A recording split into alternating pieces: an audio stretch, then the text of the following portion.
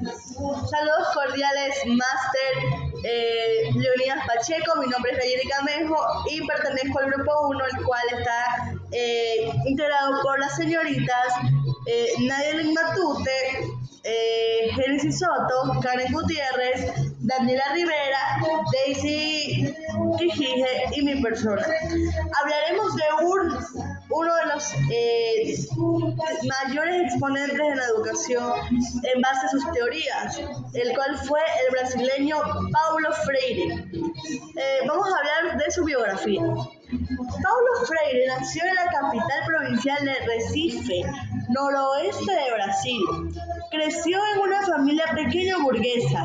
Durante la Gran Depresión de 1929, conoció la pobreza y el hambre. Paulo Freire quiso dedicar su vida a la lucha contra el hambre. Luego se dedicó a la lucha contra la opresión. Su trabajo e intereses se han dirigido ahora a los campos de educación de adultos. Estas características de educación y de formación. Fue el mentor del movimiento de la liberación brasileño. El trabajo fue tratar de promover la liberación como profesor. Él en los años de 1960 y 1970 luchó por la justicia y la unidad de la opresión. Para poder saber, como hablamos, ¿qué es la opresión? ¿Por qué la opresión? Brasil fue uno de los países que no vivía en democracia. Vino a vivir en democracia en 1986.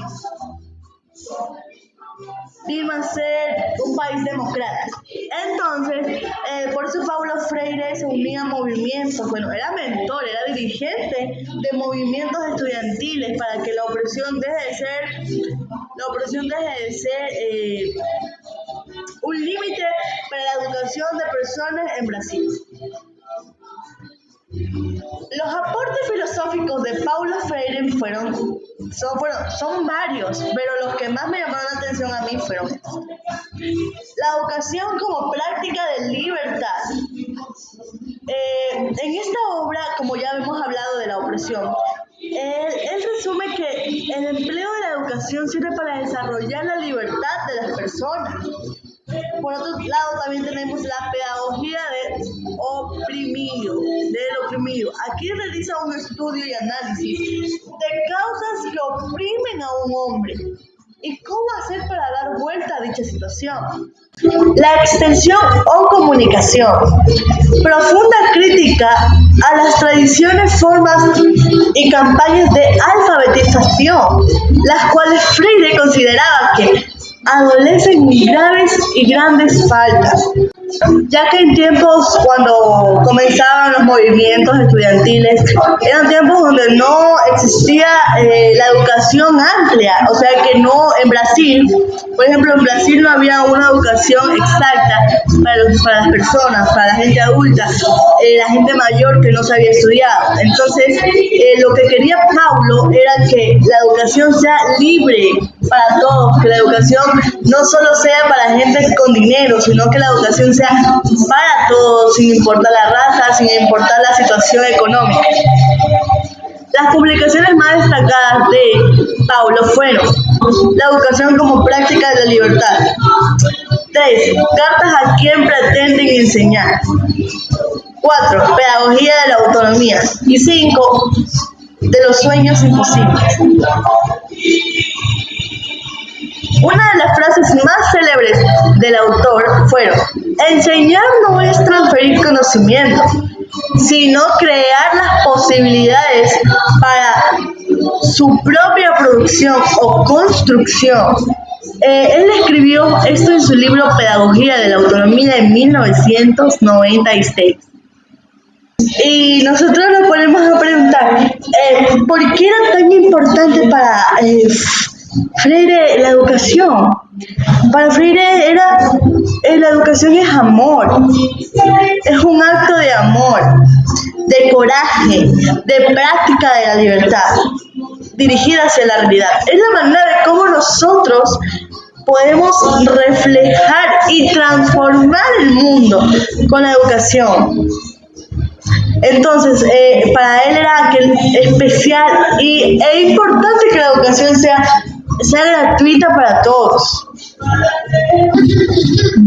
La educación liberadora no podría alcanzarse si no se configura la conciencia de los oprimidos, o sea, de nosotros los individuos. Tiene que haber un cambio para que haya ese pensamiento liberador en la educación. También es imposible pensar que la clase dominante nos ayude, o sea, en la pedagogía para liberarnos. Porque pensar en la liberación nos hace reconocer en primer momento como oprimidos, o sea, nosotros, los pobres, así por así decirlo, lo primero que pensamos cuando es liberación, pensamos, estamos oprimidos, porque somos pobres y siempre el millonario o el rico va a tener las disposiciones más grandes que nosotros. Y lo que buscaba Paulo era que nosotros cambiemos esa manera de pensar y que es necesario liberarse para hacerse auténtico, liberarse sin miedo a la libertad.